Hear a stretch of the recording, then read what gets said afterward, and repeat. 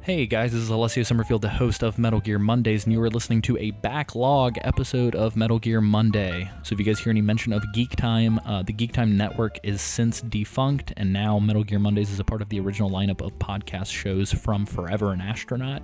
If you guys want to take advantage of our Patreon to get really cool exclusive content and speak with other fans, as well as talk directly to the hosts and the guests, you can go to patreon.com/foreveranastronaut. $5 a month on Patreon will get you access to all of our original shows, including Dev Diary Season 1 and future shows. So if you want to support the studio and support content like what you're listening to, please be sure to go to patreon.com/foreveranastronaut or foreveranastronaut.com to check out the rest of our lineup of shows, as well as short films, blog posts, and other goodies. If you want to write into the show, the new write-in information is contact@foreveranastronaut.com, or you can utilize the facebook.com/Metal Gear Mondays. Thank you guys so much, and enjoy the episode.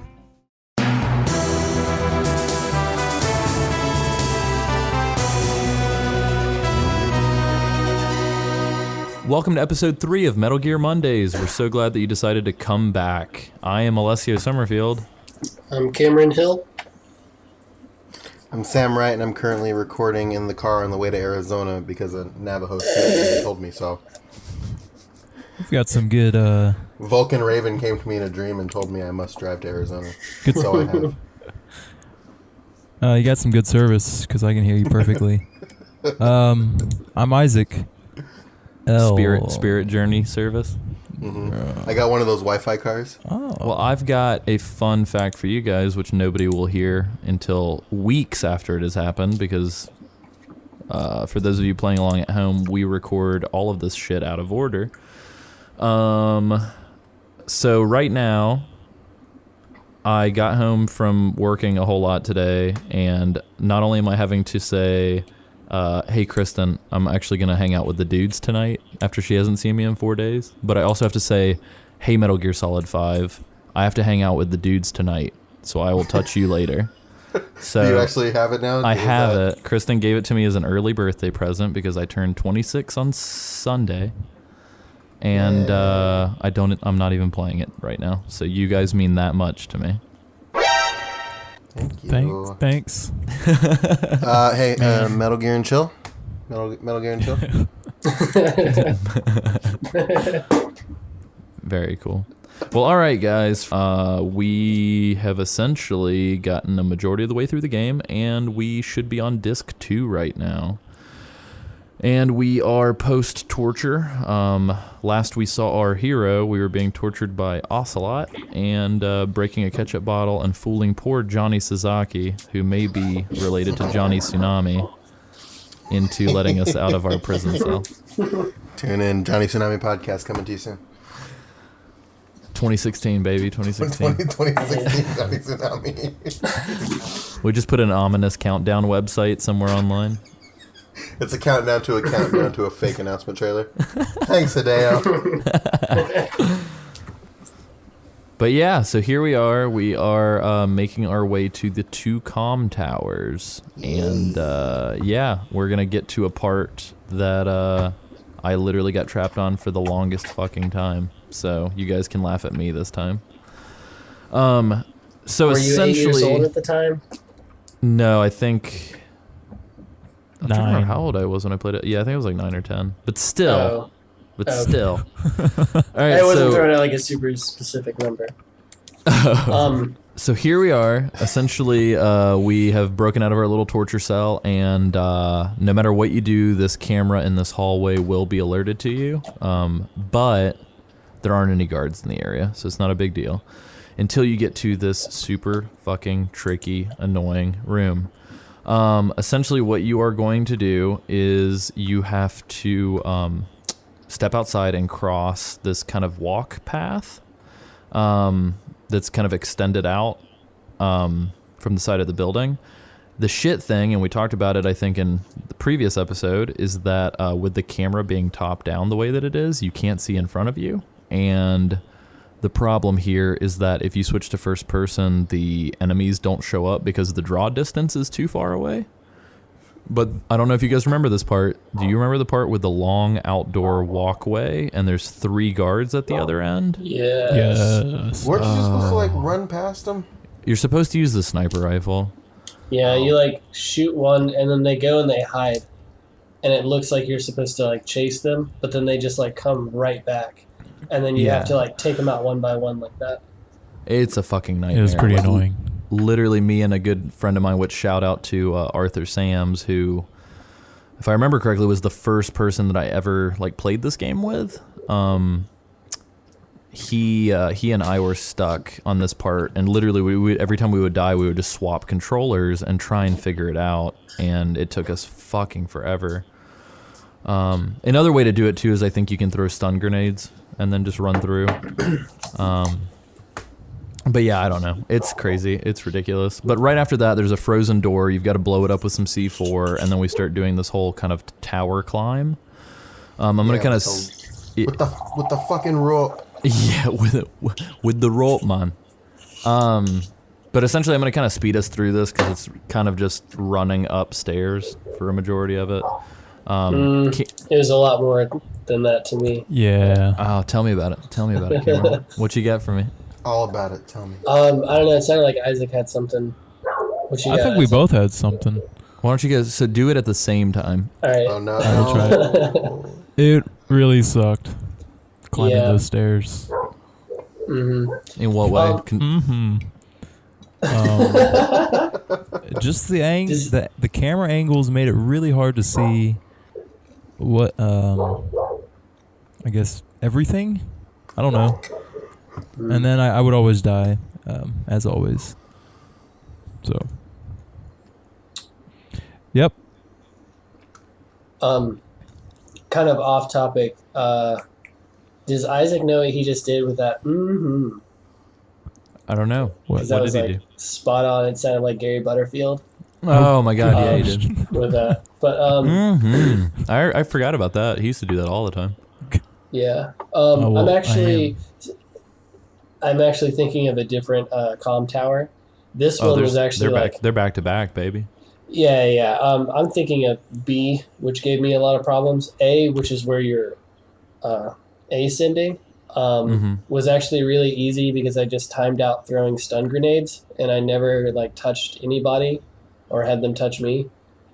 Like, so that was fairly simple, I guess.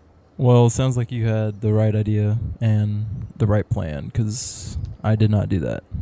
And I kept on dying because they kept on...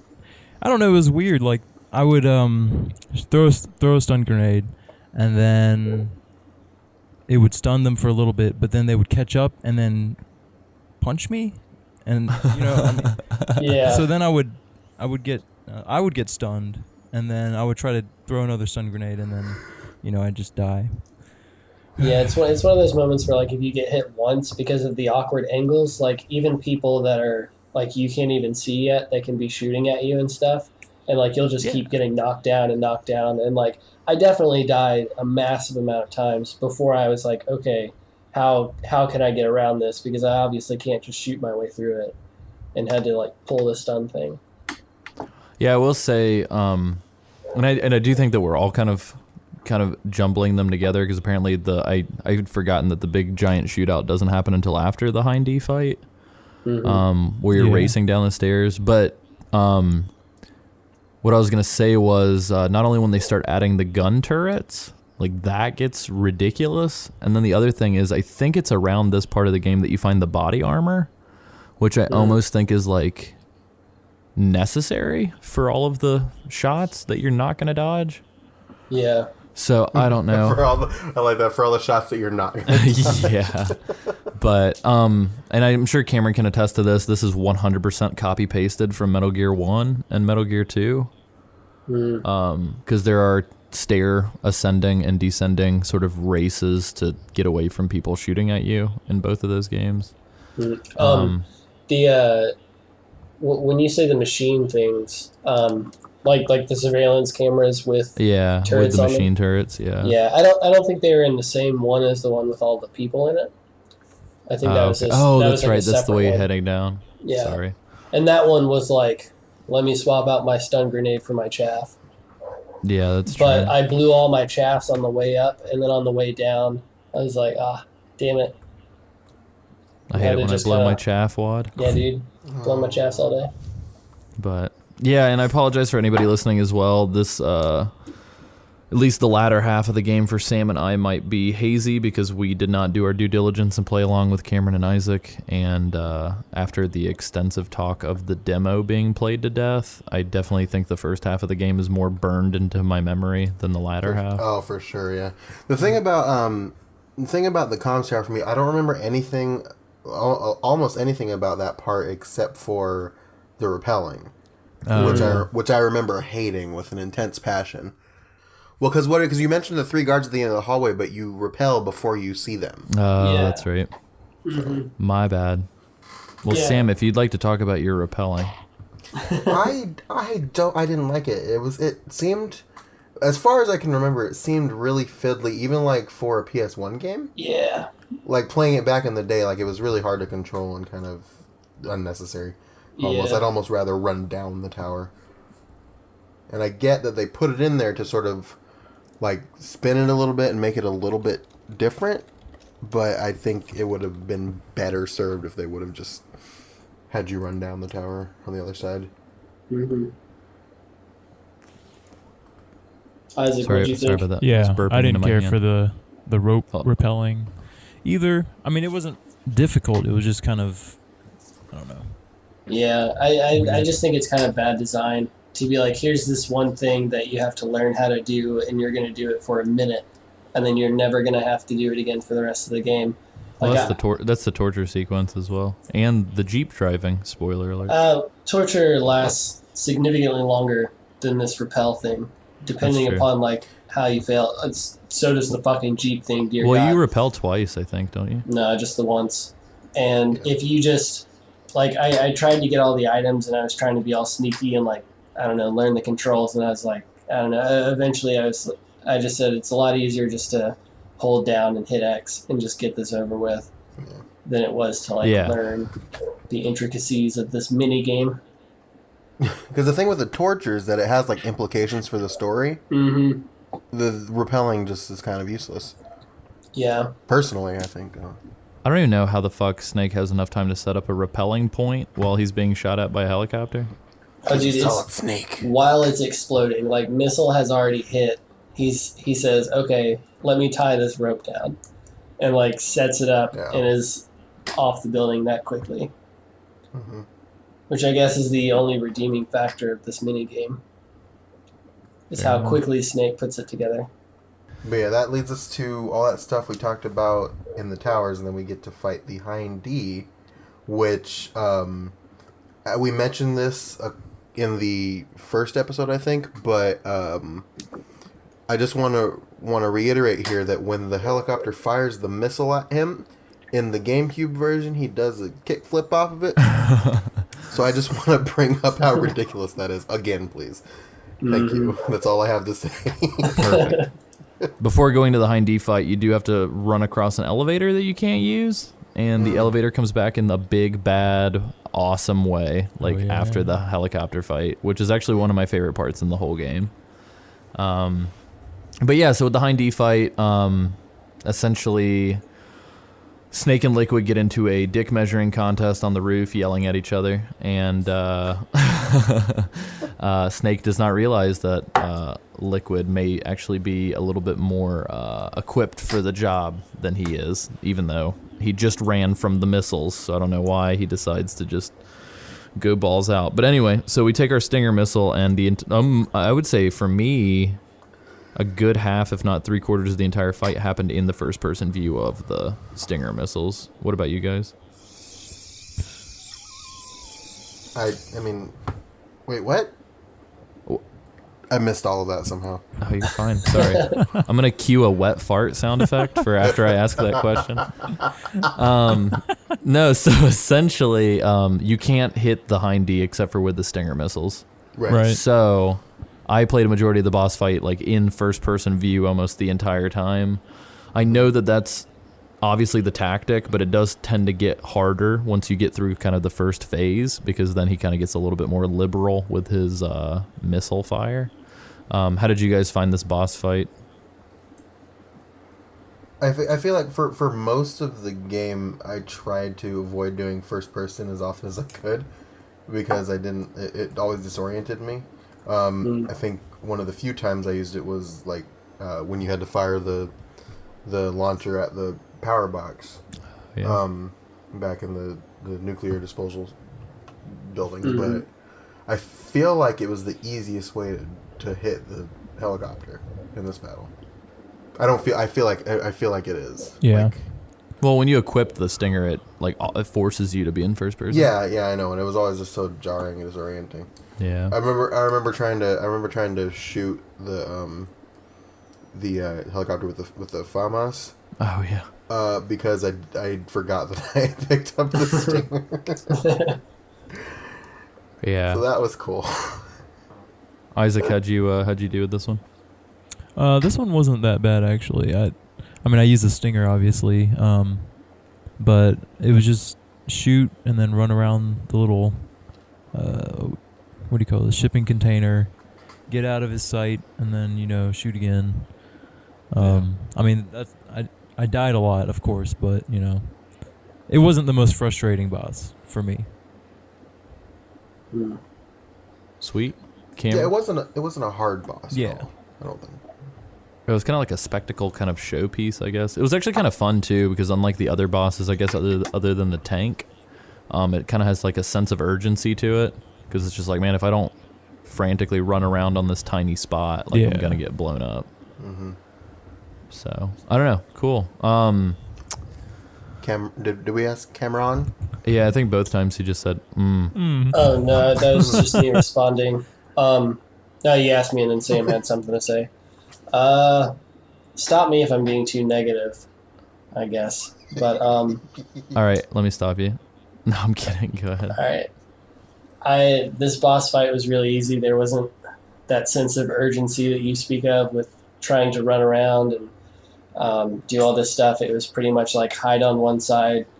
There's a certain point where he comes up. You take your shot. He gives you way too much time to aim. Run to the other side because he's going to go to the other side.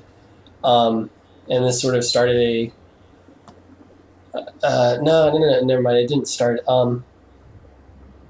This kind of continued Metal Gear bosses being really difficult and you dying consistently to them, but as soon as you figure out their pattern, it just becomes, I mean, obviously once you know what to do, it's easy, but then it feels like you have to do the same thing like 30 times. So it felt a little drawn out, but yeah. I definitely feel like the missiles definitely do not do as much damage to this helicopter as they should. Yeah, for sure. Mm-hmm. Because like in real life, if you hit a helicopter with Yeah. a missile, it's going down. So when you think about it in that way, it's a little weird. Maybe the helicopter is also genetically modified. Perhaps. Nanomachines. Which is totally something that we skipped every single time that we talked about anything. So the terrorists want Big Boss's body, but it's for a very specific reason. All of the enemy soldiers that you encounter are actually genetically modified to be essentially clones of Big Boss or use his DNA to be better soldiers.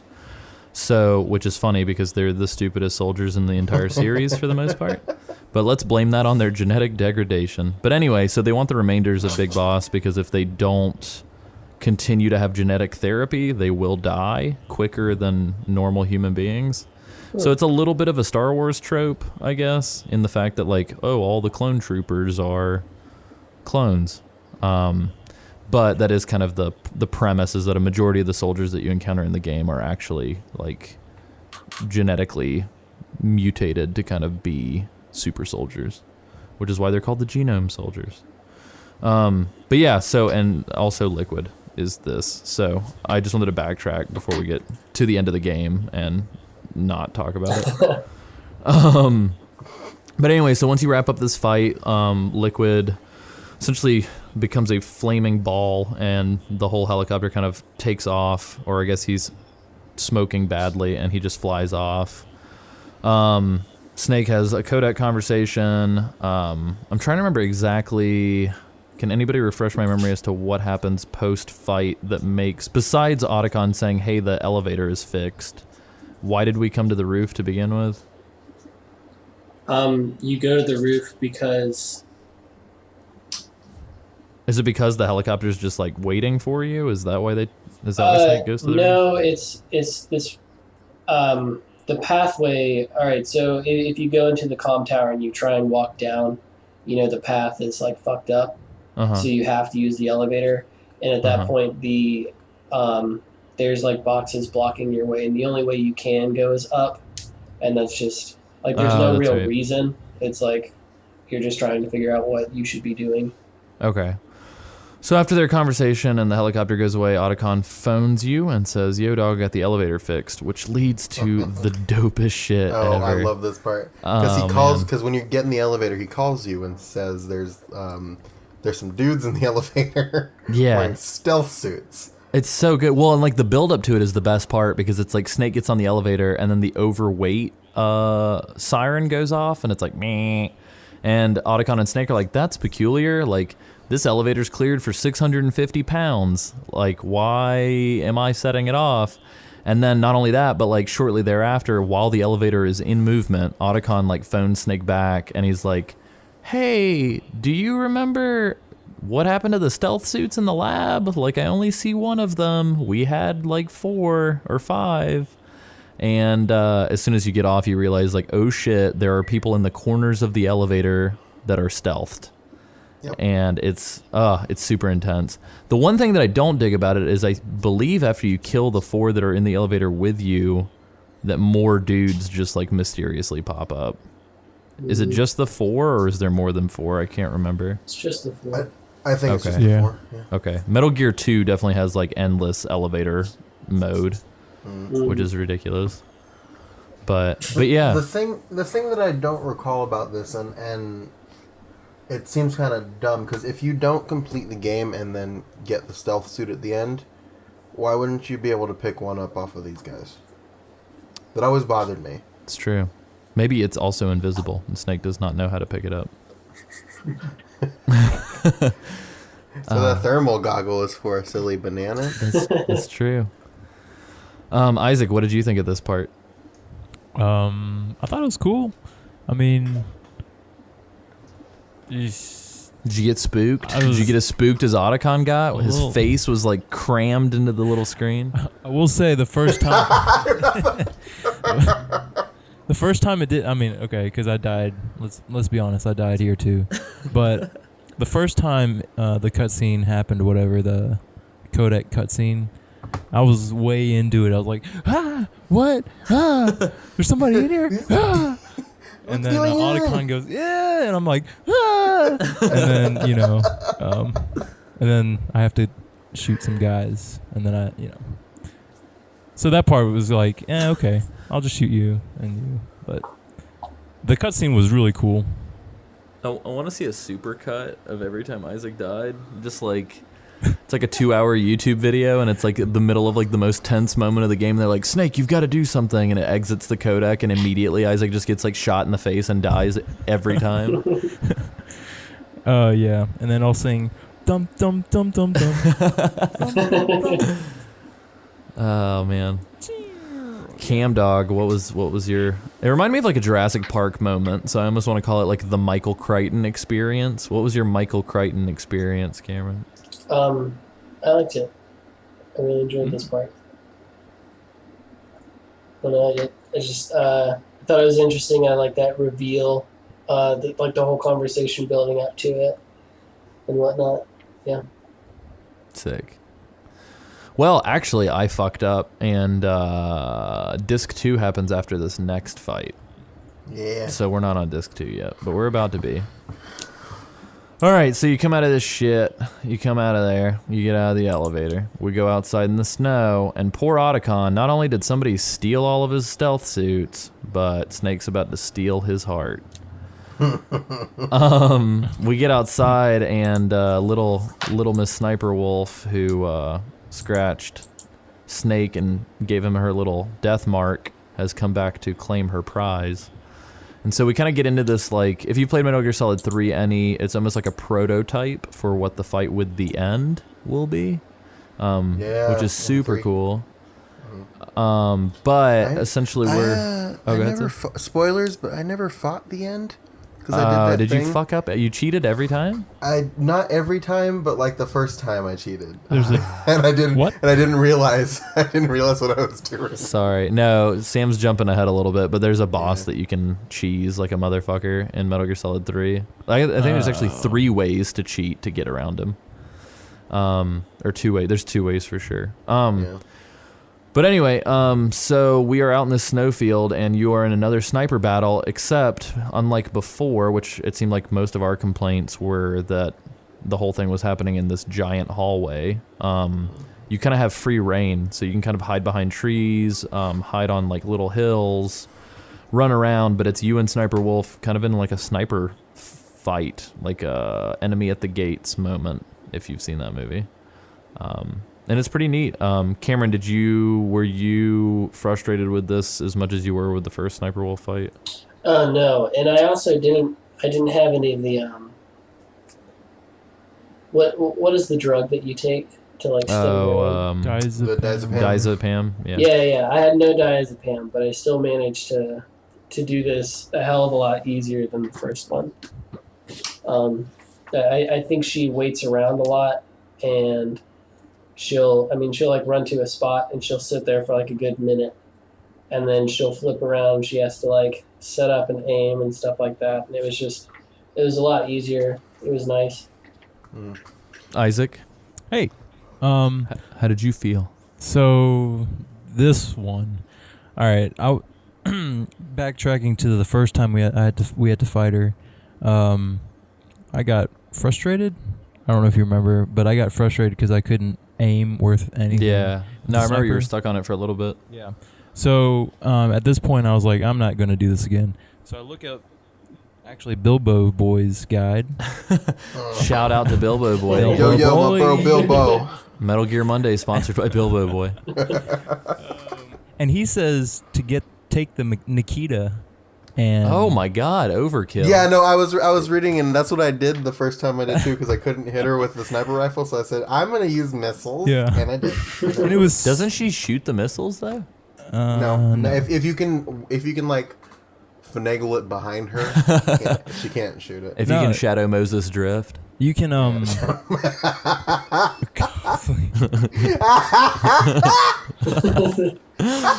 Sam's dead, everybody. Sorry. Oh, I love that Shadow Moses drift. All right, get back to it, Isaac. I'm sorry.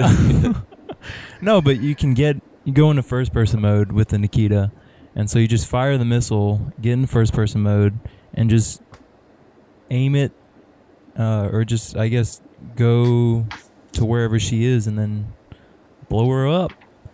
I mean, you still have to shoot it like 5 or 6 times, but it was super easy, and I didn't have to worry about sniping. It'd be pretty rad if it was like semi-realistic, and you just like pop her once, and it's just done. Yeah, that's what I was Sam. hoping, but you know. Sam, you got any tidbits other than the fact that you used the Nikita? I've cheated in every single sniper boss ever. Yeah.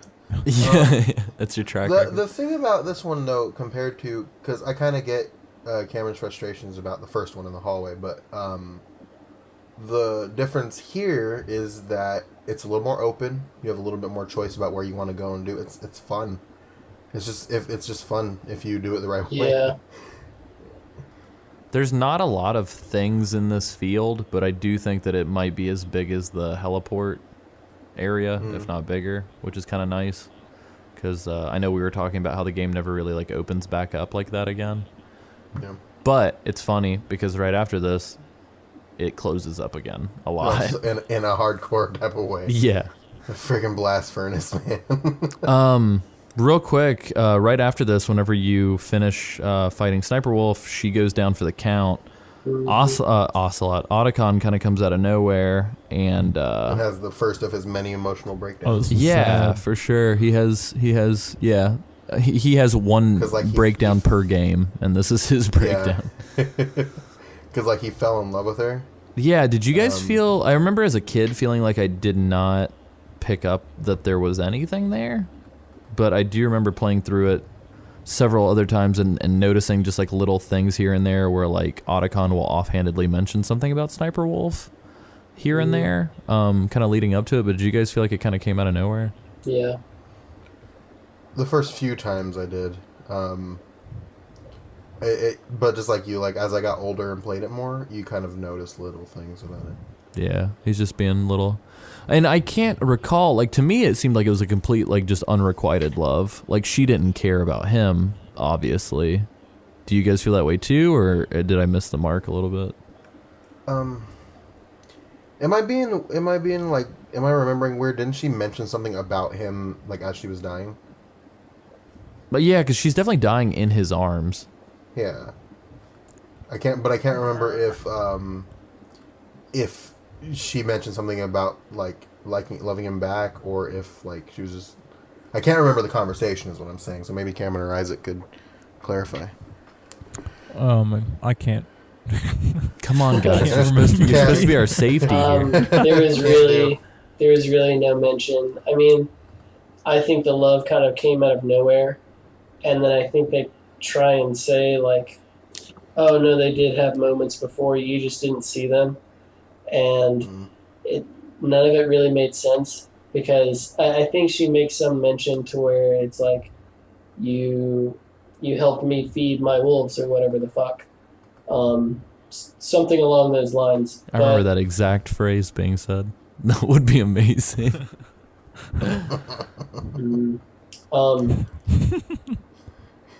Feed wolves and chill. I remember Yeah, you. pretty much. You used to help me feed my wolves and whatever the fuck. Yeah. It's a direct quote. Oh man. But yeah, so as soon as you get through that, you essentially walk through, I think any of the doors kind of all go to the same place. There's just the one big door. We officially go to disc 2 here in like a room or two, but there's just the big empty room with a shit ton of missiles. Or not missiles, excuse me, cameras, which are fun to blow up with missiles. And we slowly start to see some foreshadowing of some ravens, and then disc 2. It's almost time. Can I take a quick poll? Sure. How many people got knocked off when they were in the blast furnace? Oh gosh. By the crane? Yeah. Yeah. Yeah. I didn't know it was going to come swinging back, and I think the first time I played it, I didn't fully grasp that I could still crouch. So it definitely took me down a few times. Because you have to like sneaky sneak on that little ledge, correct? Yeah. Mm-hmm. Is that the only point of the game where you ledge? I think it is, right? Yep. Bro, do you even ledge, bro? But do you even ledge? Do you even crouch when you ledge? Do my ledge squats? Oh god, I didn't even know there were fucking guys in this room because I was so paying attention to all of the molten everything Yeah. that when I finally got to the other side, it really freaked me out. As soon as we get through here, which we will be back, and thank God we don't have to go anywhere other than this. You mean the second worst part of the game after backtracking to get the sniper rifle? Dude, I think it's the fucking hands down the worst part of the whole game. But we'll get to it here in a little bit. But yeah, you will be reacquainted with this molten room.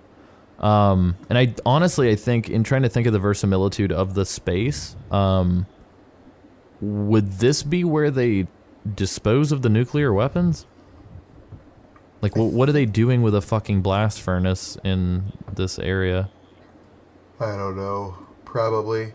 I mean, wouldn't like molten something or other do something to set them off? I guess. I don't know anything about nuclear Because radiation. if I can't fire a gun in a room with a bunch of them, then why would molten lava Yeah. be any better? It would probably speed it up, actually.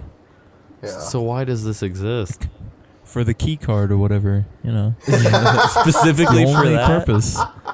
They're like, wait a We just need minute. like a really hot room to like make this key card work. It's like, why don't we just put it in the microwave? No, we need a blast furnace, man. Do we build have the a furnace. sauna or a hot tub available? No. No, only lava.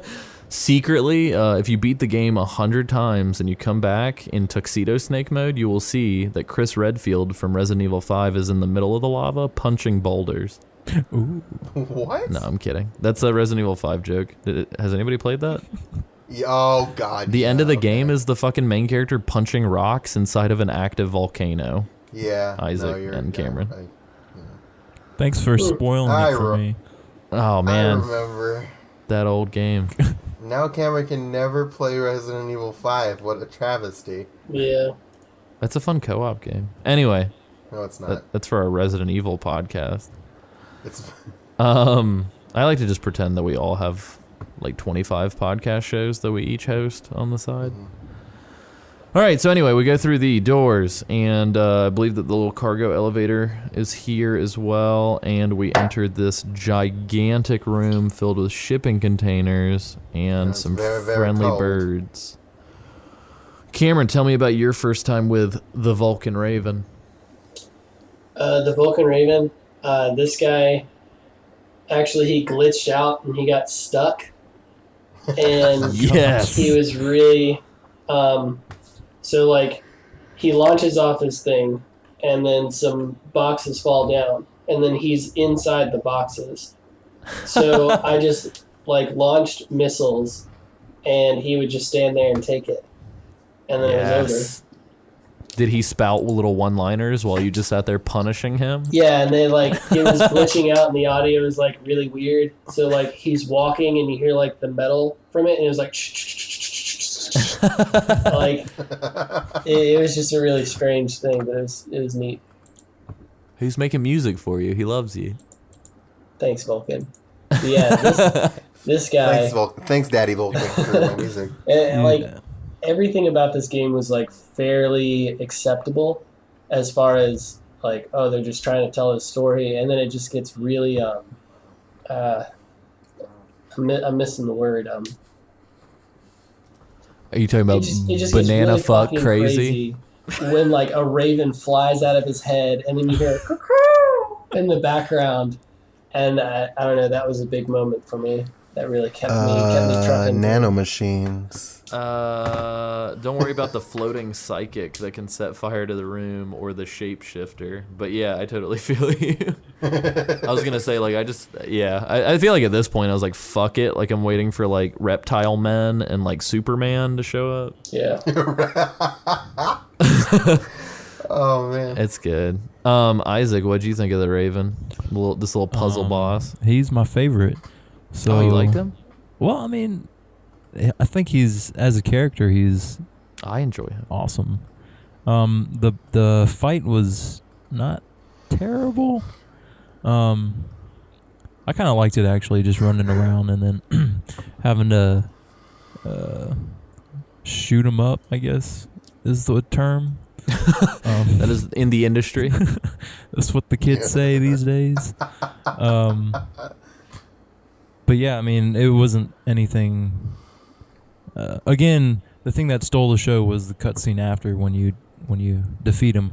But And his body gets picked apart by Boyds. By the Boyds. By the Boyds. I think that the boss fight kind of it appears more difficult than it is because he's so large and like you can't really shoot him with guns.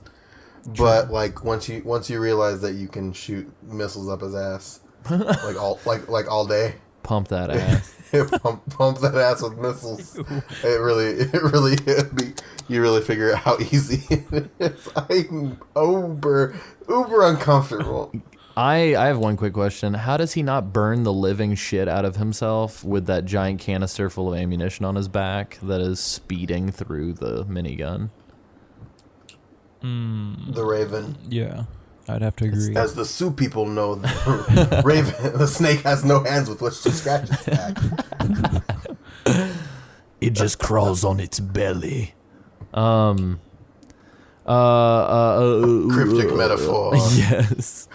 So this is also an exact copy-paste boss of the boss that you have to fight with the RC missile from Metal Gear 1.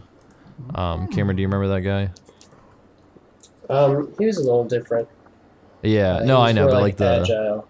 yeah, but the the sort of format of how to deal with them is similar. Yeah, hide behind something, launch the missile, and like aim it and try it. Yeah. Yeah. Which, by the way, the guy that you're talking about is the impetus behind Skinny Man. It's nice to see where things come from. It all comes full circle. It's all coming back. You should link that. In the show I know. notes. I need to find it. So, quick aside for everybody, me and my friend Blake Engelman, which shout out to old friends. Yeah, and Isaac's friend Blake. Cameron, did you ever meet Blake? I knew of him. You knew of him. The legend. But me and Blake, we used to film movies out near his dad's plot of land, and we did like a Metal Gear parody, but it was called Plastic Automatic Liquid instead of Metal Gear Solid. Oh. And I need to see if I can find it so that I can link it, because it's real good. That guy's response. Oh. Wasn't Blake's sister in that too? Yeah, she was. There were a bunch of people in that. It was really random. But anyway, so after all of that junk, we finally get the level 7 key card, and we finally get to fucking see Metal Gear. Ish. Metal Gear. For the first time. Yeah. What'd you guys think about that walk up, Sam? That was great, dude. It was a good reveal. Yeah, that shit was ominous. Like, you just kind of want to stand there and look at, like, because it's kind of not nearly as big of a spectacle in, like, the later games because you're so used to it at this point. But, like, the first time you see Metal Gear, you're like, what is this thing? And it's huge, and I like it. And it's I want to give it a hug. Yeah, I want to hug it. It's so cute. You're a cutie. I was like, Metal Gear, you're such a cutie. Isaac, did you think Metal Gear was as cute as Snake? He was. And his little flippies. You know how I feel about metal beings, okay? No, Never man. cute. Cold, okay. I thought it was cool though. I mean the whole reveal, I guess. But then, what? I was just gonna say, I really do like how as you walk, the camera like tilts up. Yeah. I really like that part actually. Now that you mentioned that. Damn, dog, you got any fire to spit? Damn, it is gonna be fire, and I apologize. I thought this reveal was really, really great, and it just like further hammered in the point of Metal Gear games consistently giving me something that's really dope, and then like making me wait forever.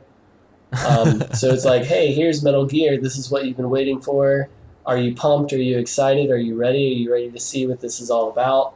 And then it's like, hey, actually, can you just climb all over this deadly machine 12 times to like run back and forth and do all this shit, like spend over an hour? By like, I don't know, by the third time that I'm climbing over this thing, I'm seeing it as like, oh, this is such a nuisance, as opposed to, whoa, this thing is amazing. And yeah. Who knew, man? Hideo Kojima was George Lucas, like reincarnated Eastern. Because, I don't know, I feel like I have the exact same problems with like the Star Wars prequels where it's like, hey, do you like this really cool thing?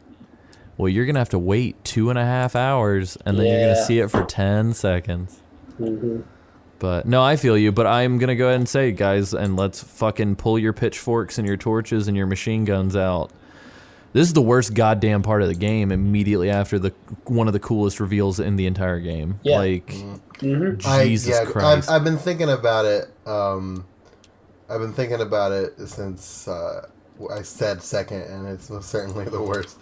Yeah, it's garbage. But before we enter shit territory, you do climb up the Metal Gear. You get this kind of interesting cutscene which feels so fucking like Saturday morning cartoon. Like, it's like, man, Snake's head is clearly visible looking into this office.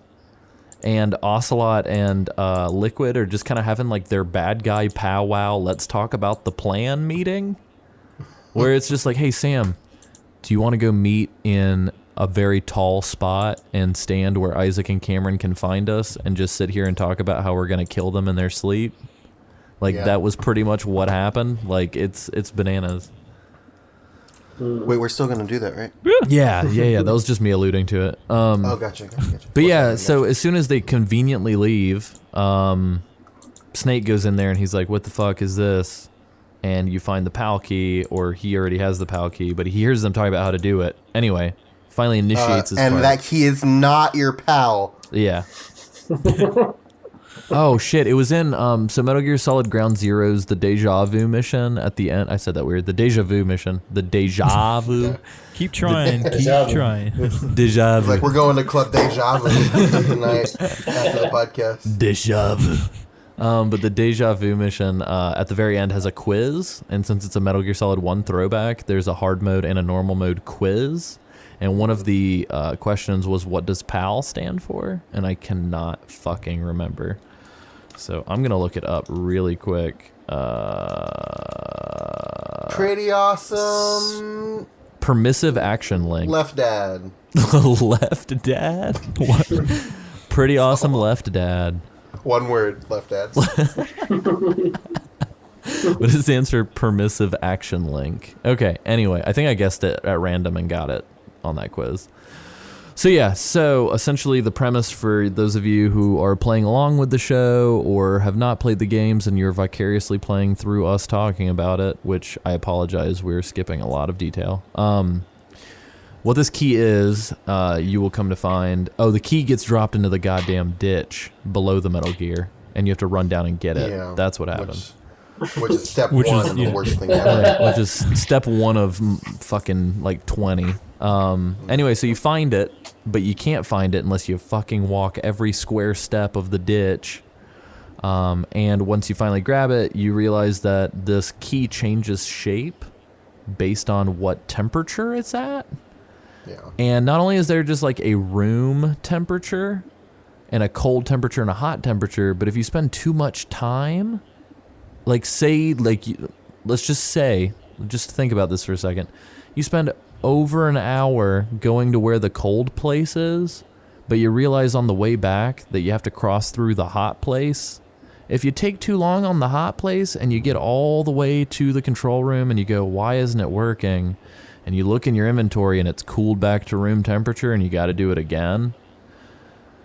Just multiply that times 3 because that's what you do. Yep. Yep. I think it's the other way around though. Yeah, it's you do yeah, the- Yeah. it's fucking Yeah, terrible. you though. go hot and then you go into the cold to get back to the It's room. fucking terrible. Yeah.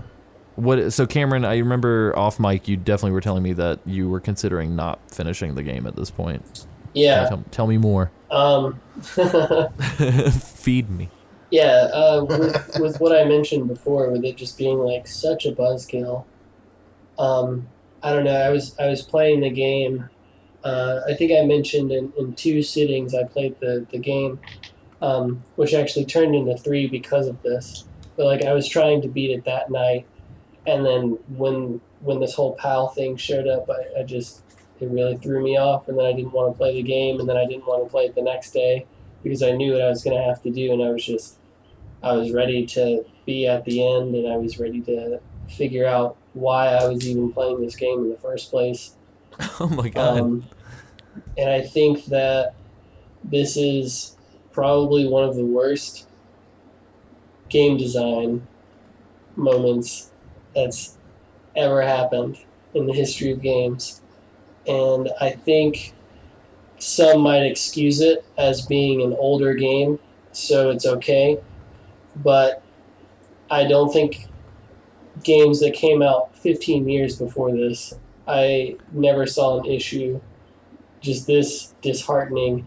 And maybe that's, maybe that is just me and just being pessimistic and like kind of trying to figure out why I'm even playing games to begin with, because it's getting harder and harder to play games every day. Just like justifying the time that goes into it. And it just, I don't know, something like that. It was definitely if I wasn't playing, like doing the podcast, I wouldn't have finished. I would have stopped right there, because that's such like I don't know how you miss making such a big error in your storytelling. But yeah, This is actually one of the times where you're being super negative about the game that I'm going to agree with you. because it was crazy unnecessary, and it felt like a kind of a desperate attempt to extend a game that's already incredibly long to begin with. Yeah. And it didn't need to happen. It's like 12 fucking hours already. Like, Yeah. why does it need to be stretched out even further? Well, without this and without the Sniper Wolf retrace and stuff like that, you're probably looking at like 9 hours.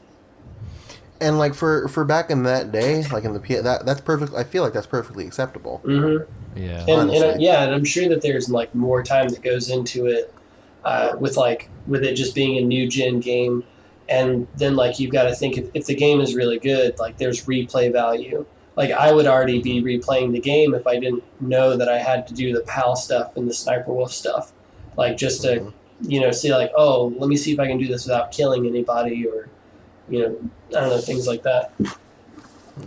Because we agreed on the backtracking too. Because I talked about this as like my dad had to pep talk me into keep playing the game after. Did your dad hand you money when this part happened? No, I didn't. I actually managed to get through this one on my own, but it was like he was. I feel like, and I may be wrong here, but I feel like he was watching me play at this point. He just shows up at the hardest points and stares at the back of your head. My dad's my spirit guide. Yeah, Your dad was actually never there at all. He astral plane projected from his job every time he felt like you needed a little uplift. I feel Sam's distress. I must go. But yeah, no, I feel like he was watching me at this point, and I remembered how excited he got for me and wanted me to like keep going after that backtracking part. So I just kind of like sucked it up and did it, even though I was getting like visibly more frustrated as time goes on when I was playing. It sounds like an anime subplot. Like at some point, Sam's just like, "I must do this for my father." Oh, it was. Wait, no, you've met me before. Like you know I'm a cartoon. Yeah, that's true. Isaac, I'm gonna ask you because you've been awfully quiet for this. Yeah. Why did you finish the game? And we'll talk about whether or not you actually finished the game here in a second. But why did you play till past this part? Why did I do this? Yeah, part? why did you continue to play at this moment? I think I had put the game down for a little bit before I did this, because I was You had like, to prepare your body. yeah, I knew it was coming ahead, and I was like, I'm not gonna go through this right now. But I think when I woke up one day, I can't remember when I did this, but I'm just gonna say this is what happened. Thank you for being so upfront with us, Isaac. But I woke up and I was like, all right, I'm gonna do it today, and I did it. I just imagine Isaac waking up being like, "Today's the day." Stretching out, But I didn't think it was. I mean, it was just annoying. It was more than anything. It was just having to walk that much, or with your little fingers. with my what? Your block hand. So, two quick things. I really wish that the back of the box for Metal Gear Solid 5 was just like, fun open world game. Fantastic conclusion to the Metal Gear saga. And then right below it just says, and the return of the PAL key. Oh no! Like, I would just throw it in the street. I would have returned it to GameStop immediately. Don't you work at GameStop? No, Aaron Me? does. Aaron. Oh, okay. What if on the back it just says, in a good friend has returned, and it just says PAL? Good pal. No, your good pal has returned. And it's like really ominous. Like, what do you mean? We Like, know you good missed pal? him. The PAL card is the final. Actually, no. I'm actually playing Metal Gear Solid 5, and the PAL key is, spoilers, the final boss. The PAL key is the Patriots.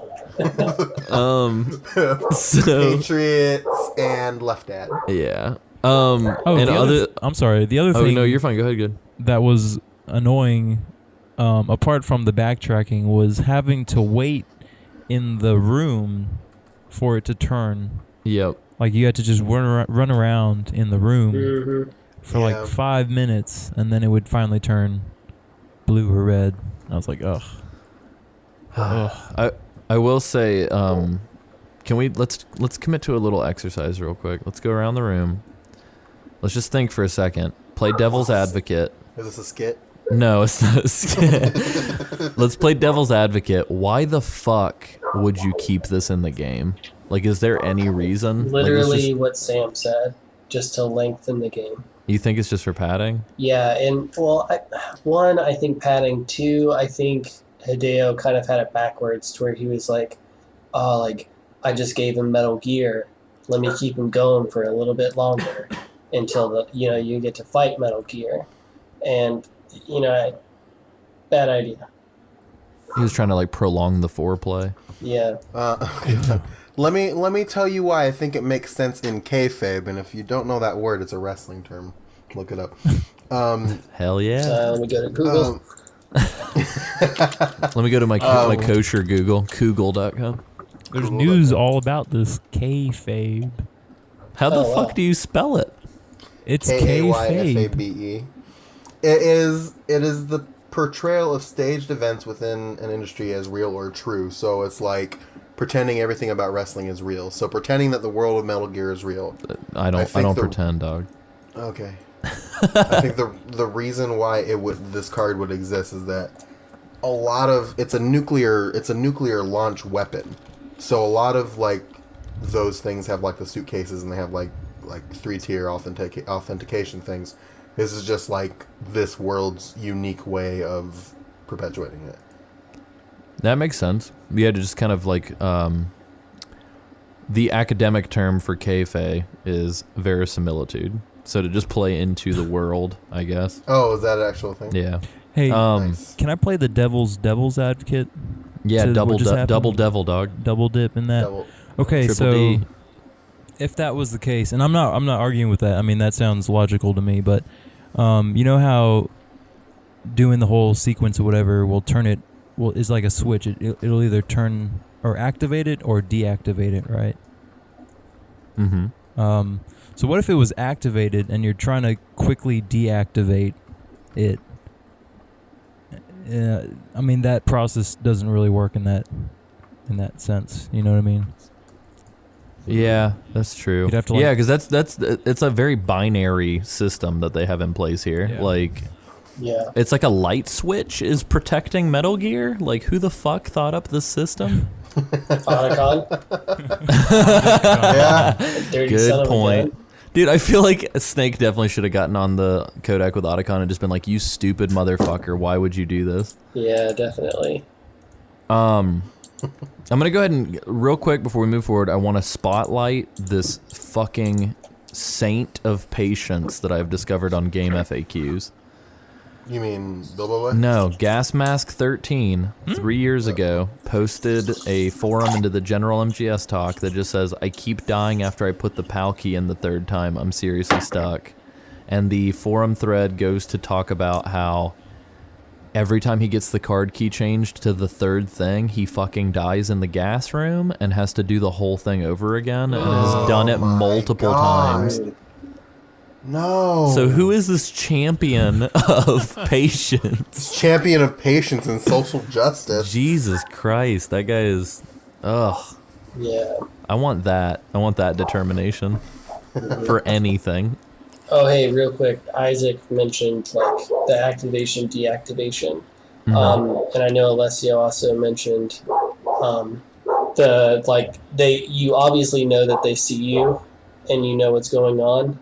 And I think, all right, so it's very easy to decipher the fact that like they intentionally want you to activate Metal Gear because you're the one with the PAL card.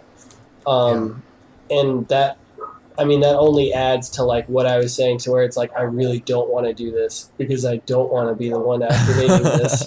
And like, I literally know what it's about to do. And for an hour and a half, 2 hours, I'm like walking around just like, fuck, this is like not what I want to happen whatsoever. Yeah. But that's the secret there, is that you are actually the one activating Metal Gear. And I calling back to episode 1 when I talked about hearing the helicopter in the background when you're talking to Master Miller in the Ducks. Mm-hmm. This is when he reveals that Master Miller's been dead the whole time and it's actually Liquid. Hell Like yeah. when you input all 3 cards, and then you get a callback call from Master Miller, and you got played like a damn fiddle. That's right. Yeah, and he feels the need to, on a system of communication in which I think they can't see each other, Yeah, pull off feels his the mask. need to pull off his Like- sunglasses and whip his hair. Reveal himself. Like you kind of forget that sometimes. Like codec, it's just like an audio thing. You can't see anybody. But like you forget that because they do the little pictures on the codec screen. Yeah. So you actually are looking at something instead of just numbers. So it's more for me and less for Snake. Well, I could have. Yeah. It was weird. Like this happens a lot during their conversations, but it seems like they do see each other. I don't know. I mean, I know they don't, but like whenever, I don't know. Like when Snake. Well, I is- feel like it's kind of like the whole thing with the pictures for us because they're reacting to each other, Yeah. but it's for us. like a not for fourth each wall other. type thing. Yeah. Let's pull another double devil's advocate. Oh, Let's talk no. about. No, I'm just kidding. I'm kidding. And maybe like Liquid's just like a method actor, and like to switch characters, he has to be himself. Like, he has to. Well, and Like, what- that goes back to what we were doing, calling bullshit on their whole like Saturday morning cartoon master plan meeting. Because Cameron saying that now means that of course they were doing it because they wanted to lure Snake in, so that Snake would do his stupid thing. So it's just a lot of layers of things happening simultaneously. But yeah, so after this, we go and we put the 3rd key card in. If you haven't cut your fucking wrists open with your fingernails at this point, and the door gets locked and gas gets pumped into the room. I was the kid who put on the gas mask and tried to find ways to blow up the cameras or chaff grenade or hide or whatever, and so I would almost die and then waste all my rations in this room constantly trying to find a way to get out. Oof. And the secret is to just call Otacon, and he just opens unlocks the door it for you. Yeah. Did you guys have any trouble here, Isaac? I know you were talking. I'm not trying to call you out, What? but you've been telling us that you die frequently. So did you die in this room the first time? Frequently. You died in here? What? Did you die in here? Oh yeah.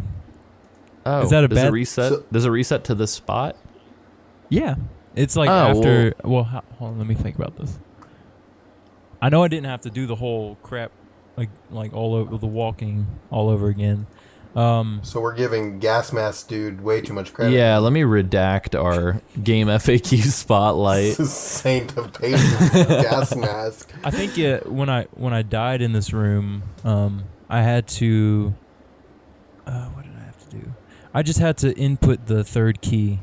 It just where it brought you back was when you had to insert the 3rd key, and Gotcha. then that was it. What? Just to speed us along here, because we are kind of running out of time for this episode.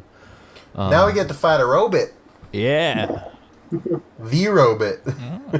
We're gonna take our big old spotlight that we shown on Gas Mask, and I'm gonna get up in the rafters, and I'm gonna reposition that spotlight back on our good old friend Bilbo Boy. He has here, and I quote, "This is the hardest and worst boss battle in the game." Did you guys have? Well, real quick, Isaac, did you finish this fight? Oh, what? Me? What? Yeah, did you ever beat Metal Gear X? Maybe.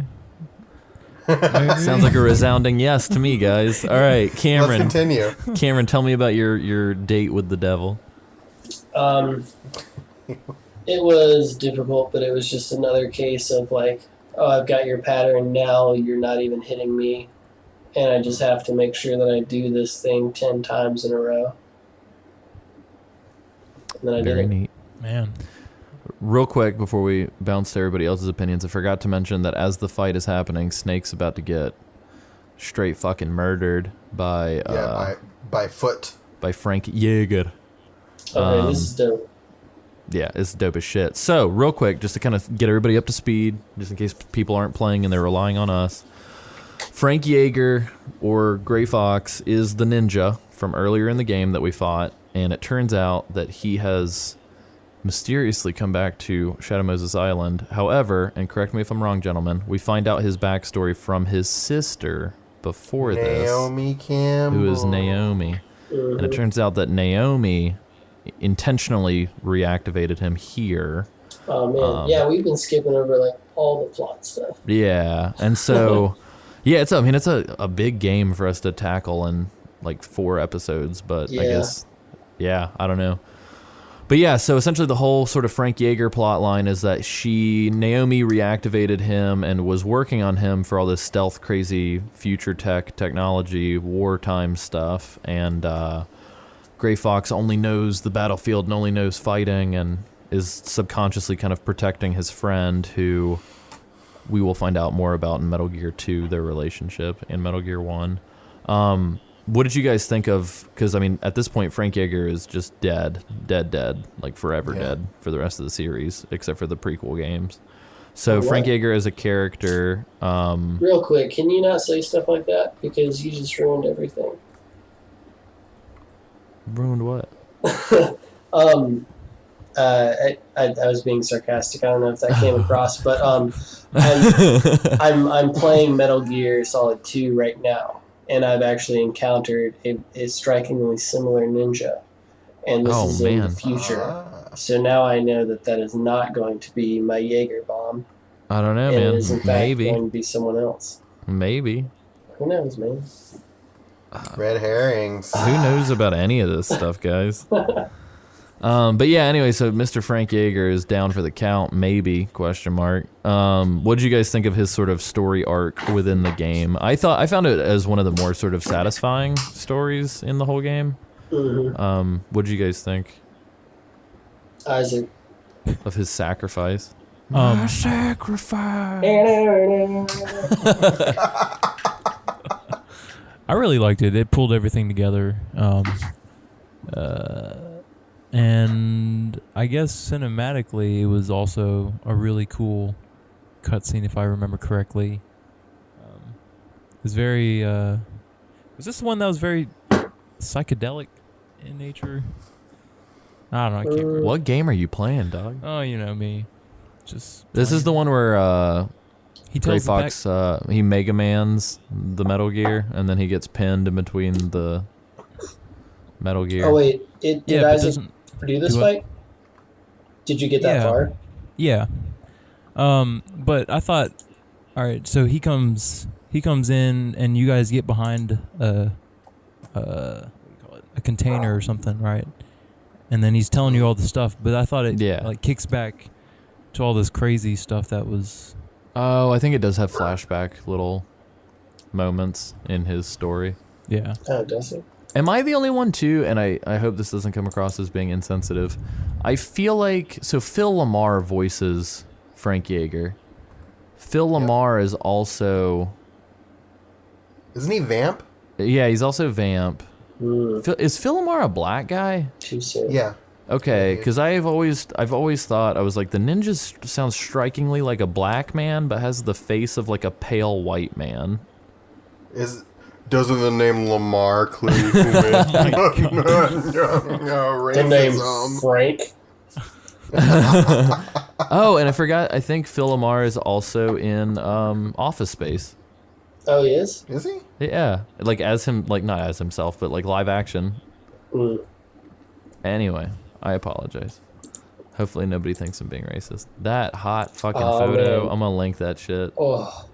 Oh, and apparently Phil Lamar is Static Shock. So. Oh, the best man, man. Oh, He's hell the greatest yeah. man. Oh, I know where I've seen Phil Lamar. He's the dude in Pulp Fiction that gets shot in the face in the back of the car. Oh, yeah. What's his name? Phil Lamar. I don't know. Fuck. They say his name when they accidentally shoot him in the face. Whatever. Oh, well. Anyway. But yeah, so it's this whole thing. The thing with Gray Fox was that when I was younger, at least, because obviously I hadn't played Metal Gear 1 and 2 when I was younger, I don't think I got the full effect of it as like somebody who played it having played 1 and 2. Dude, I mean, I don't think any of us did. I had the extremely unique pleasure of like, all right, so maybe I didn't mention it earlier on, but all right, so I have this on my Vita, or I have Metal Gear on my Vita, and then I have Metal Gear Solid on my PS3. So I was playing Metal Gear while I was at work, and I met Gray Fox and he's this human man who is like tied up, and he's captured, and I have to save him. And he's like, "Bro, thank you so much." Probably not. He didn't use those words. Alessio, you don't have to call me out on using the word "bro." I know that it's not part of the universe.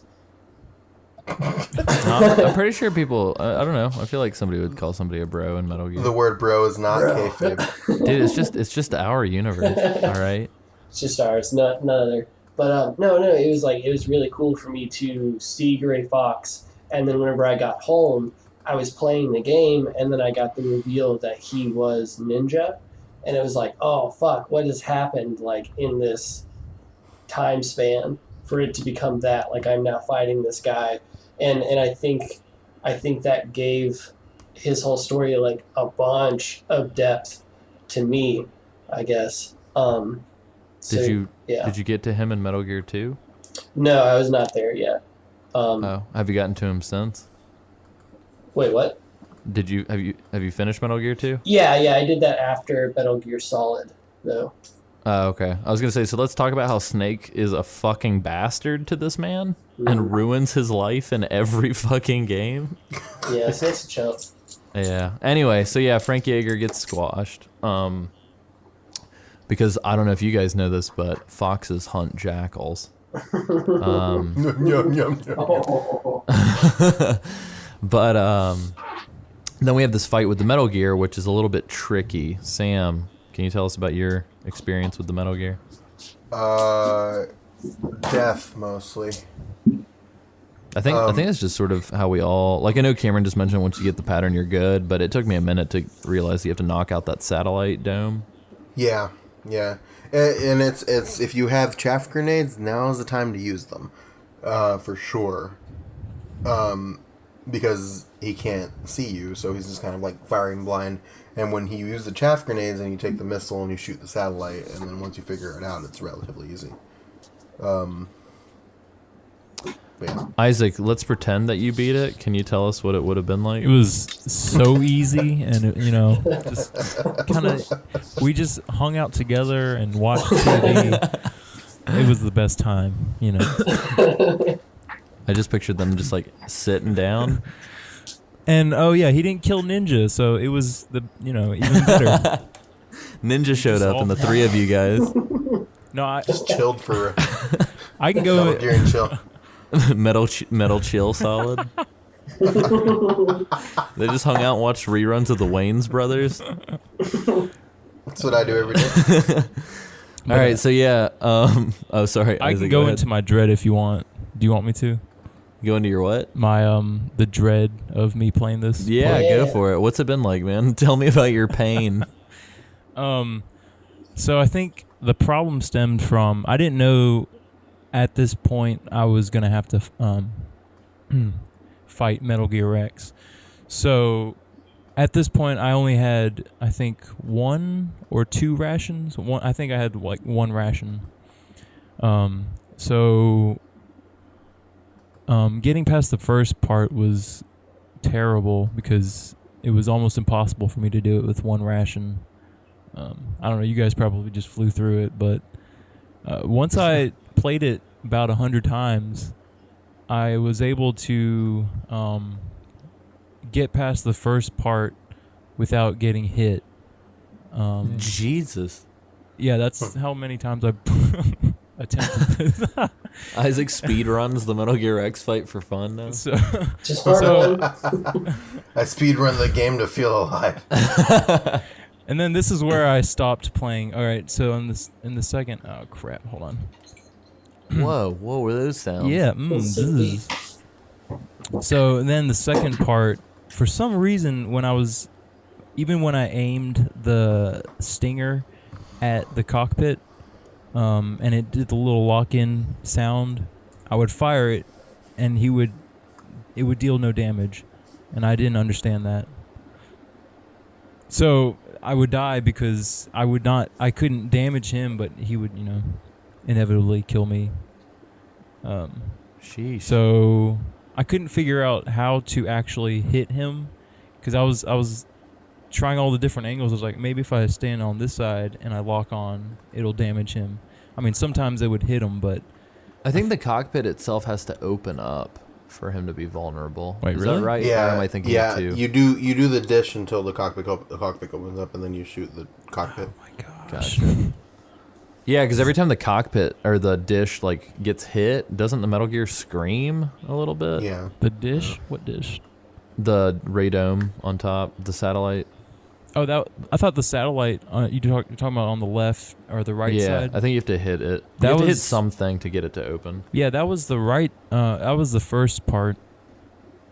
You had to destroy the satellite. No, oh yeah, In the yeah, first to part. disable the missile targeting. But I Yeah. think you have to shoot something else to get the cockpit to open because Really? technically you're not hitting the Metal Gear, you're hitting Liquid Mhm. with a missile. Oh my gosh. Oh my gosh. Anyway, so I'll revisit it, but did you end up watching a video or something to see the ending, or are we about to blow the lid off of that for you? no way, man. I beat it Oh, okay. in a video. Oh, okay. Good. Good. You streamed it, you mean? Exactly. Isaac streamed his victory. He was so proud of it. I actually found this really cool website that has like a ton of videos of this one guy playing through all these games. Oh. Well, let's just do that as a podcast. We'll just live commentate on this guy's Let's Plays. He did it in like 6 hours, and I was like, Holy "Holy crap. shit. That's probably So- faster than this podcast. Yeah. So. But yeah, so that goes down. Essentially, this is around the time where, sort of based on the torture sequence, you get different things. So Snake either tries to kind of wake Meryl up, but realizes that she's dead, or Snake wakes Meryl up and then kind of goes off or tries to wake her up, realizes she's alive, and then goes on to like a different sort of conversation. But him and Liquid have this shirtless, sweaty, fire Sweaty man fight. man on fight top with of- fists on top of Metal Metal Gear, Gear. which is the coolest fucking thing in the world. And I think before I die, and if I have any money in savings, this is what I'm gonna want to do. We're gonna reenact this. We're gonna have Fight Club on a fucking burning Metal Gear. I'm down. Did you guys enjoy the fighting game, or did it not work for you guys? How did you feel? I'm gonna let Oh, what? Cameron. Oh, you want me to take this? Yeah. All right. He Can I hated it. can I go a little bit beyond this point? Are you gonna go beyond the beyond? No. Are you gonna hit that Jeep? Yeah, I'm gonna hit that Jeep. 'Cause All right, this take is all a us to thing the me. Jeep. Yeah, let it flow though. You gotta set it up for the viewers at home, All right, for listener. for the viewers at home, I'm sure that you've played Final Fantasy VII, and to me, a good way to compare the ending of this game is you fight Metal Gear, and that's like when you go to fight Sephiroth, and then you get the sweet punching duel on top of Metal Gear, and that's when you and Cloud and Sephiroth have like your little solo battle. But then after this, I want you to imagine what would happen if after that fight with Sephiroth, you went to the Golden Saucer and you had a chocobo race with Sephiroth at the end of the game. And just how fucking, I don't know, just so terrible. Just like, I don't know. I'll stop, but like, that was just another really bad thing to me personally. Like a bad choice. Like I thought the fight was like a really dope ass way to end it. And it would like the conversation that they had outside could have been had inside with like Liquid hanging over the edge or something, or you know, in a number of cases. Fox. Yeah. Die. Ah! Die. Yeah. Isaac, what'd you think of the Jeep? What did you think of the ending of Halo 1 before Halo 1 in this game? I liked Halo 1. Halo 1. I really like. Metal Gear Halo.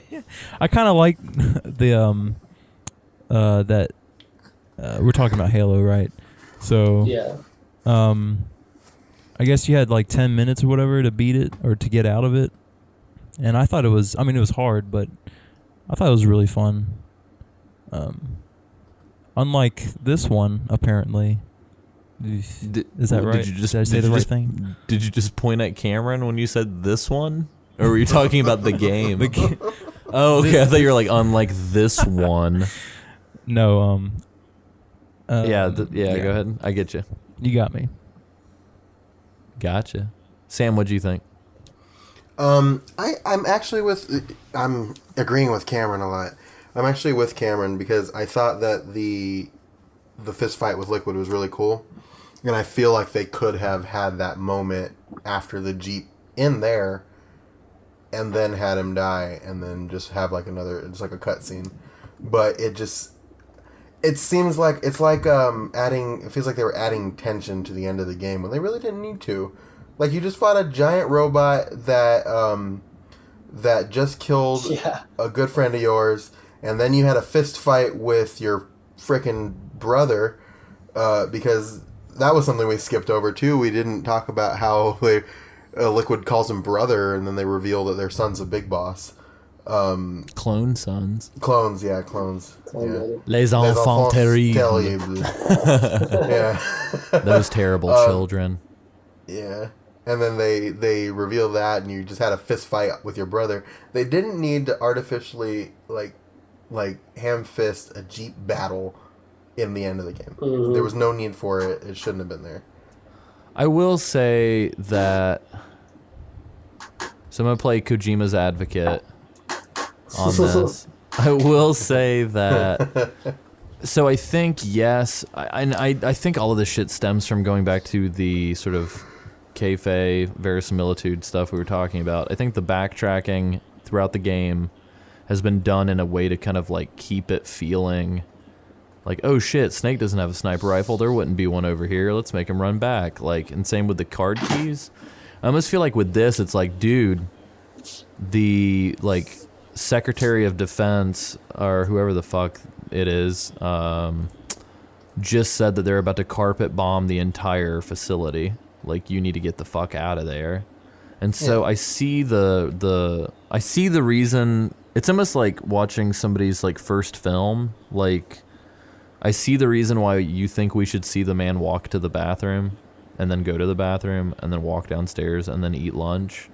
And I also see the reason why you might want to just show the man in the bathroom and then show the man eating lunch and then show the man in his car without the walking in between. But I definitely feel like this whole thing kind of, if the pacing would have been tightened, I feel like we all would have been like, man, that was a really cool sequence altogether. Yeah. But I think I agree with they that, interrupted but it too also much. Wasn't tightened at all. Yeah. Yeah. Like, it just felt like it kind of fell into place wherever it kind of wanted to. Yeah. With what you're saying with the like, oh, they're gonna nuke the place, they could have placed that right before the Metal Gear Rex fight. That's and true. that would have been dope. Mm-hmm. That's actually a good idea. But we are talking about this game like almost 10 years, no, 20 years after the fact. Yeah. But see, like, a lot of the problems that I'm talking about, actually, like, all of the problems that I'm talking about that I have with this game are not technological things that are... No, I'm not talking about that. I'm just talking about hindsight being 2020. Like, anytime you work on anything, like, in the heat of the moment, it's like, no, this is right. But then, like, 5 days later, you might be like, fuck, what did we do? Well, I mean, does that apply? Because I'm playing this for the first time, so I'm not having any sort of, like, 10, 15 years ago. Yeah, but also, like, critical thinking of games in general has, like, changed a lot. Like, you've been exposed to a lot of shit up until this point. You know what I mean? So, I don't know. I've mainly just played, like, Final Fantasy games, so I haven't been exposed to the dope. But with that being said, I agree with you, but I feel like... I don't know. How old was Kojima whenever he did this? I'm not sure. 1998. Kojima was born in 64, I think. Don't ask me why I know that. Yeah, I was about to say, man. So he would have been 34? Would he? Yeah. Oh, My sorry. math is Kojima was born in 63. I fucked up. Oh, so 33 then. Yeah, that's crazy, because right now he's 52. So, yeah, he would have been 33. So, Cameron, that's if Joey B would have made this game. That's how old he was. Yeah. That's still really fucking young, in my opinion, too. Yes, yeah, like I don't. I agree and I disagree. Well, I think I do too. Like that's what makes this so tricky because it's just like Yeah. I want it to be shaved down like a motherfucker, but then at the same time, like I almost feel like that takes the Kojima-ness out of it. Mm. So I don't know. Word. So yeah, after this we get sort of this ending monologue. I will say before Liquid dies, we get this ending monologue. Essentially during the fist fight, it leads to a Jeep sequence chase, which we've been talking about, and some pretty shady first-person turret shooting sequences, which are fucking near impossible if you don't do the first person, so don't even fuck with that. But you get to the end of the tunnel, and essentially we're racing out of there because the colonel has told you, like, yo, dude, they're about to airstrike the weapons disposal facility just to wipe all traces of this shit off the face of the earth. They don't want to take any chances, and so Liquid, Solid, and Meryl and or Otacon, depending on who has survived, are speeding out of this tunnel. There's like a wreck. Liquid ends up under the Jeep. He has like a little monologue with Snake as he dies.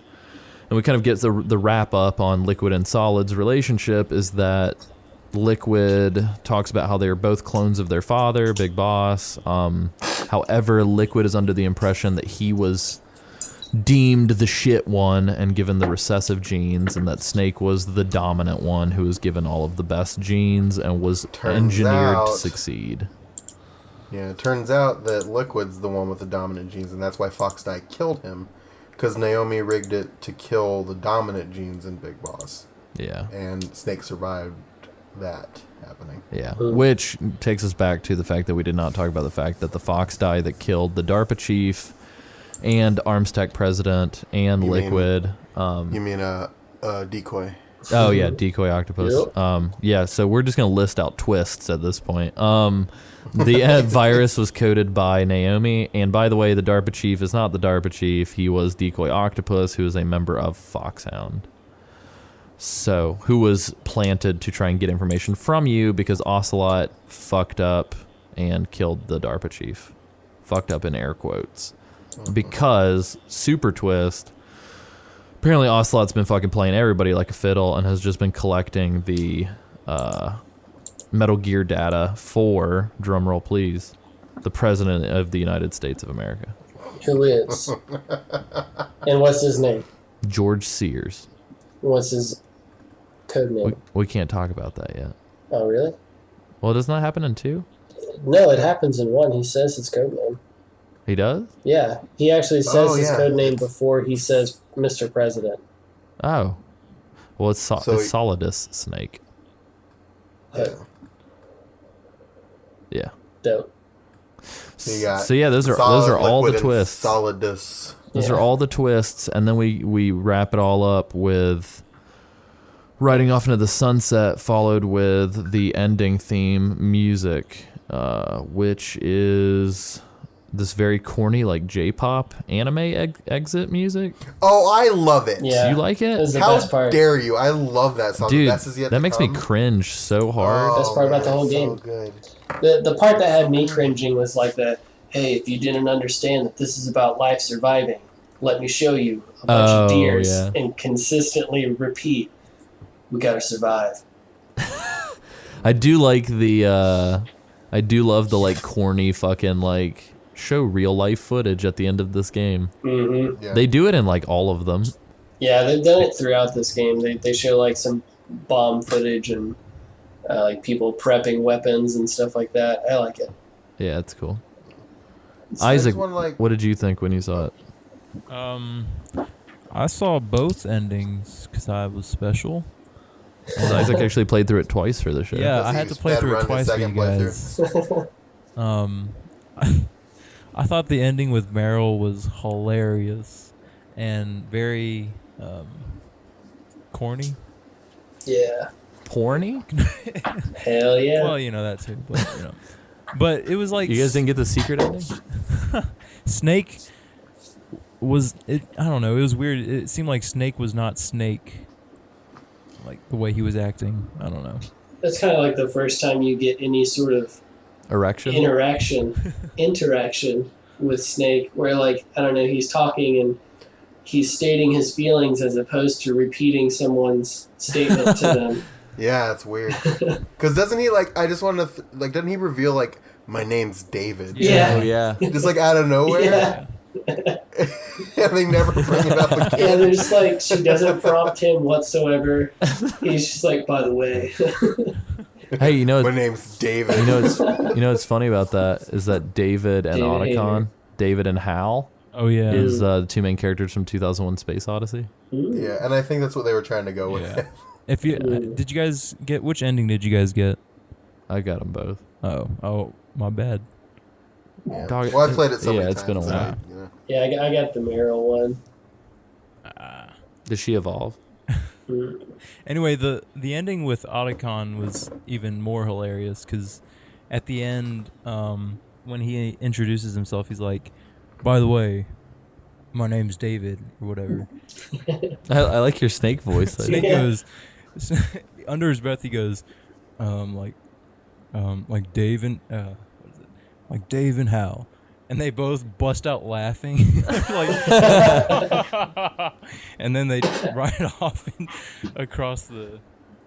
Like Dave and Buster's. And they go play mini games. Rope mini games. It becomes mini games during the credits. Let me get that skee ball in.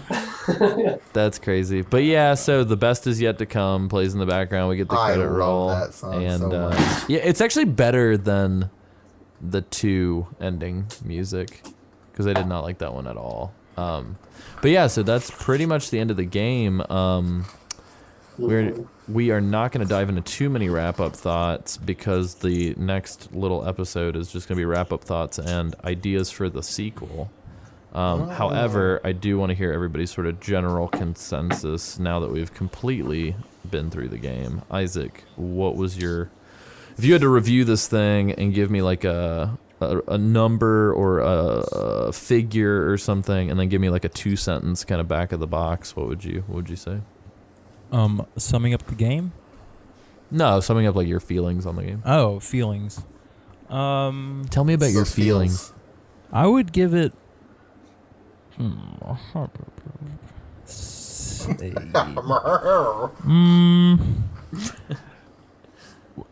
Out of 10? Dude, it could be like cheese out of pizza. Like I don't, man. whatever. All right, Just tell me what you got. I'll give it a 8.6. And Why specifically 8.6. 0.6? All right. So I started at the 10 because I thought it was one of those games that were ahead of its time. But then I subtracted 1.4 because I couldn't finish it. 'Cause it was just ridiculous. That's how much finishing a game is worth to I Isaac. like that. 1.4 Yep. points. that's a good metric. 1.4. But I really love this game. I mean, it was very frustrating, but Although the good relationships usually are. yeah. Wait, I'm sorry, what? And I guess most of them end too, right? Is that what we're getting at? I believe so, yeah. Yeah, we're done. We're done with the podcast, guys. We're just covering the first game. Oh Okay. man, I'm sorry. Anyway, but yeah, solid game. Lo siento. 8.6 out of Did 10. you just say solid game? I did. Good job. Sam, what do you think? Thinking about it, I would probably give it a 9, because I think that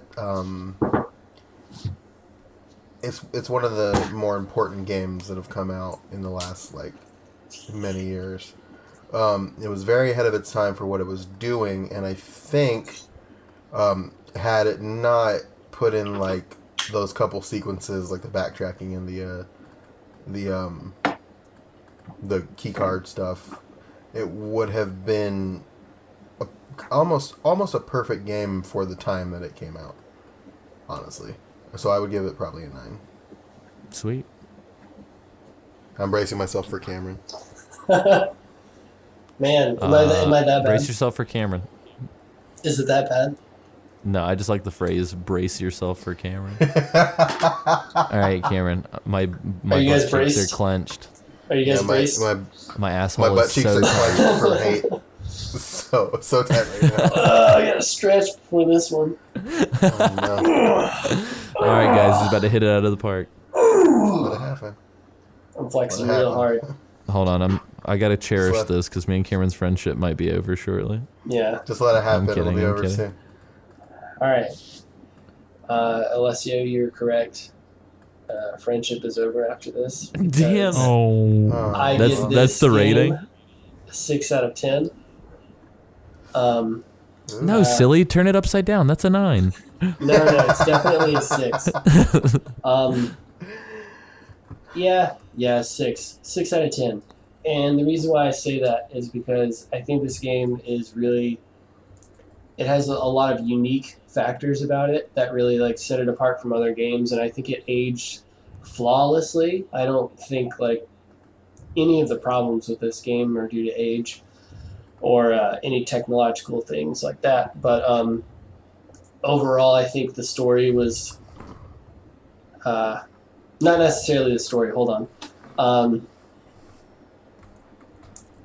Overall, I think everything was sort of thrown together, and there wasn't a whole lot of consideration for the person receiving the game. I felt like a lot of this was Kojima like jerking off, not caring where his cum went. Perfect. And I mean that's okay. That I totally think that it's okay to make art like that. But I think as someone who's trying to enjoy that, I don't know. Maybe I feel like I'm not wording that properly, but yeah. 0 out of 10 would not play again. No, I hear where you're coming from. Yeah, I mean it's tough because like I don't know, like there are times where I was playing it and I really enjoyed it, and like there were a few key things that really kept me coming back and like made the game really stand out. But then there were just some parts where it was like, how could you not even consider how upsetting and disenchanting this is going to be to the game?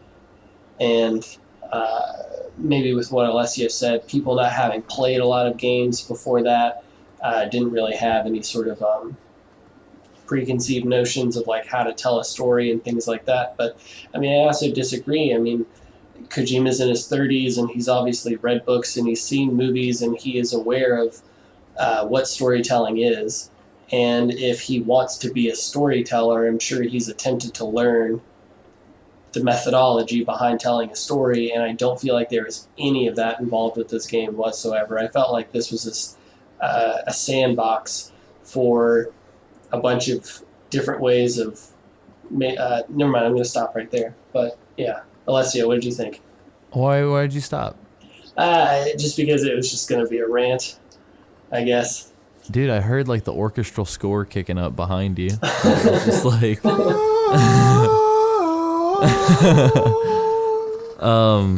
no, it's so hard for me to give this like a fair assessment, I guess, because I'm with you there because I gave it a 9, but it's kind of like coming from a biased sort of nostalgia. dude, it's weird. Like, so on the one hand, and this is why it's really weird to kind of hear the things that Cameron says and not be able to really kind of respond. And that's kind of why I've been very quiet for pretty much a lot of the responses, except for like the funny stuff, because I'm so like imbued with this kid logic that's like, what do you mean? Like, that's fucking second nature. And then I'm like, oh wait, it's because I put hundreds of hours into this game that like I don't even have to think about it.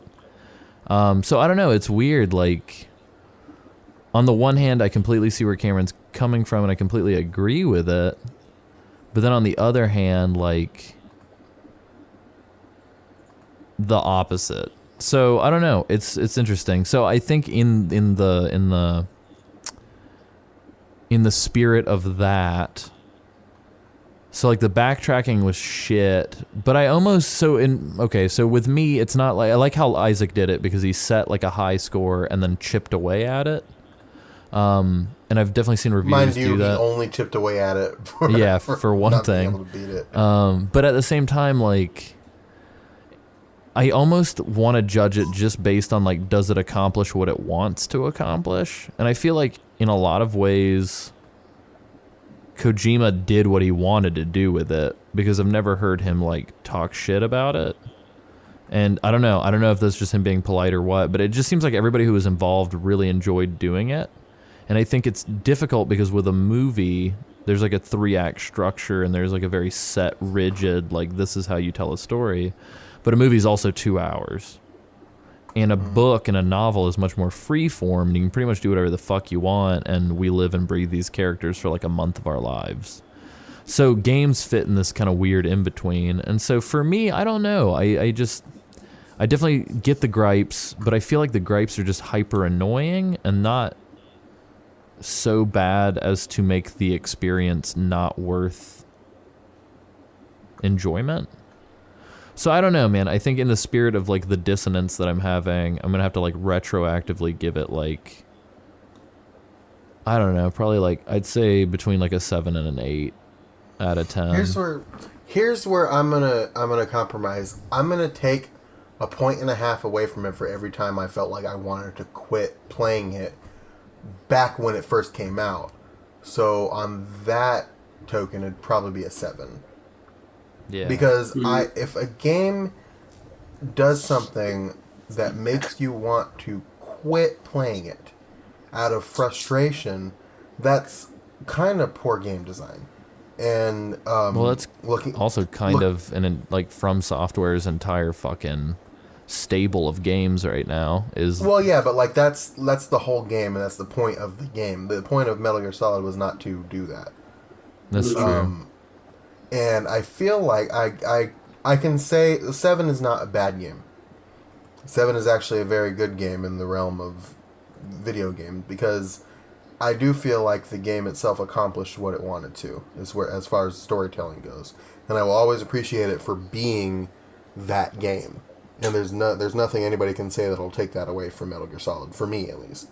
Mm-hmm. But as far as simply as far as gameplay, I think I'll give it a 7 because I wanted to quit playing the game legitimately twice. Mm-hmm. And it's that way every single time I play it. Yeah. I definitely feel like in this situation, this is why I don't like numerical game scores, because I feel like it doesn't fucking really say anything. You know what I mean? Mm-hmm. But I definitely think like the plot was strong, the gameplay was so-so, but that's always been kind of like a second, like prior to like 3, 4, and 5, it seems like gameplay has always just been kind of like hanging out for the ride. Like gameplay is the Garth to the stories like Wayne, you know what I mean?